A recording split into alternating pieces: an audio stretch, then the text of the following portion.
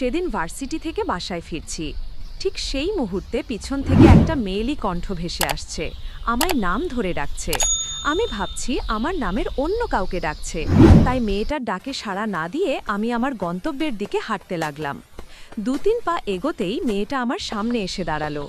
দেখতে অনেক সুন্দর বটে, কিন্তু আমি তো এই মেয়েটাকে চিনি না, এর আগে দেখছি বলে মনে হয় না।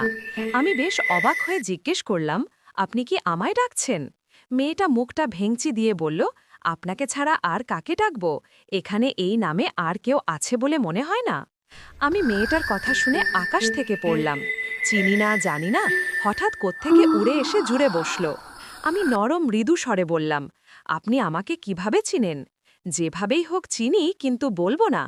কি ঝামেলা রে বাবা, চিনে কিন্তু বলবে না। সেদিনের মতো কথা শেষ করে বাসায় আসলাম।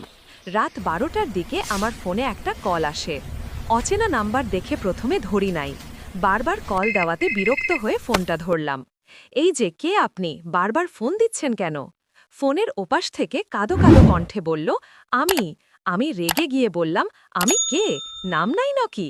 এবার মেয়েটা স্বাভাবিকভাবে বলল, ওই যে রাস্তায় দেখা হইল। রাস্তায় তো আমার অনেক মেয়ের সাথে দেখা হয়, আপনি কোনটা? এই কথা বলার পর মেয়েটা বাচ্চা পোলাপানের মতো কাঁদতে লাগলো। আমিও বুঝে গেছি এটা কোন মেয়ে। কি করব বুঝতেছি না। আমি ধমক দিয়ে বললাম, এই যে বাচ্চা পোলাপানের মতো কাঁদছেন কেন? ভাবছি ধমক দিলে কান্না থেমে যাবে, কিন্তু তার উল্টো হলো। তাই এবার আর ধমক না দিয়ে সুন্দর করে বুঝালাম, আচ্ছা আপনি আমার কাছে কি চান? উত্তরে বলল, আপনাকে। আমি অবাক হয়ে বললাম, কি না মানে আপনার কণ্ঠে গান চাই। আমি মনে মনে বললাম, যাক বাবা, বাঁচা গেল, একটা গান শুনিয়ে বিদায় করে দেই। ছুঁয়ে যাওয়া সব রোমান্টিক গল্প, মিষ্টি প্রেম কাহিনী আর ভালোবাসার আবেগ মাখানো মুহূর্তগুলির জন্য আমাদের চ্যানেলটি সাবস্ক্রাইব করে সাথেই থাকুন।